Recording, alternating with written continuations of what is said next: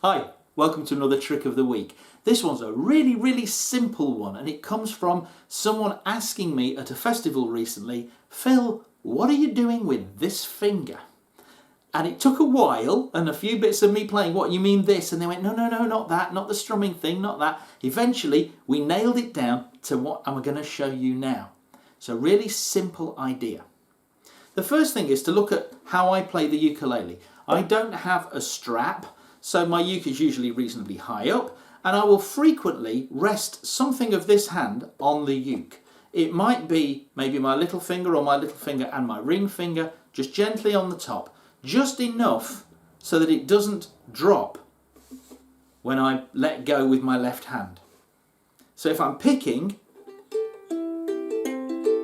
if I rest my little finger on the top of the uke, that'll help hold it in place. You'll also see me with my fingertips loosely sort of wrapped around just the edge of the uke a little bit, cradling it like this, and then playing with my thumb. And again, I'm holding up the uke. It's another thing that takes the stress off trying to keep this thing up in the air while you're playing. But even if you use a strap, you can still do this. Because my hand is often right here though, this is what I try and do in a couple of situations.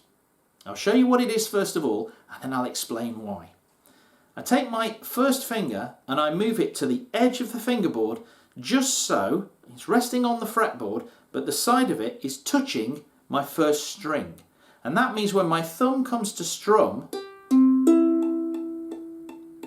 that string is muted. And that's all I'm using this finger for, is to stop that string ringing out.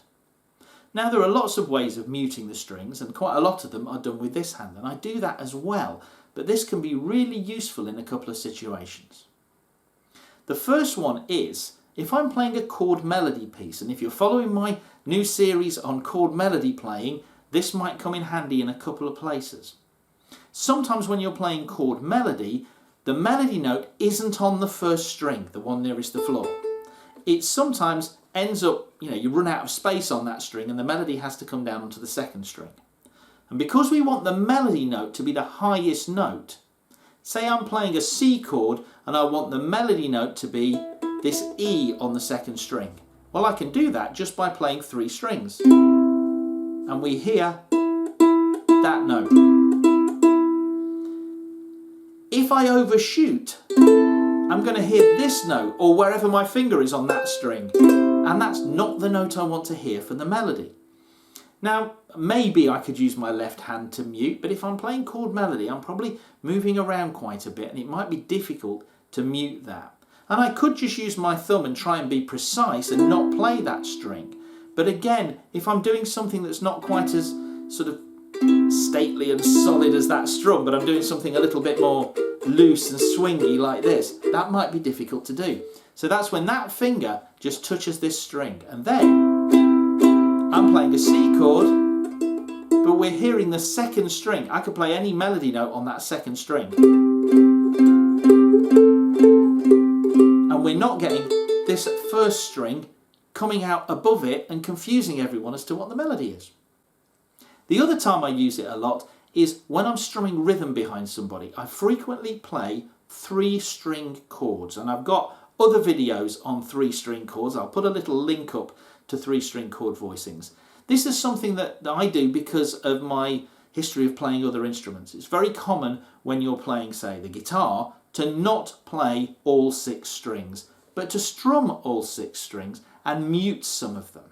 And that's the same idea here. I will often play, for example, instead of that C7 chord, I like to play a C7 like this. 3, 4, 3, like that, like a G chord shape, but I'm on the wrong 3 strings and I'm at the 3rd fret. And the first string, I mute. Now, I might mute it with the side of my index finger there. Why do I like to play it like that? Well, if I'm playing a jazzy kind of rhythm, this is just too much. It's big and ringy and it's getting in everybody's way. Whereas this one is small, it's concise, it's muted. Yes, I could bar that C7 chord, but then it just makes the chord bigger and it starts to get in the way of other people. When you're playing rhythm, you want to be playing these pared down chords to get out of the way of other people sometimes.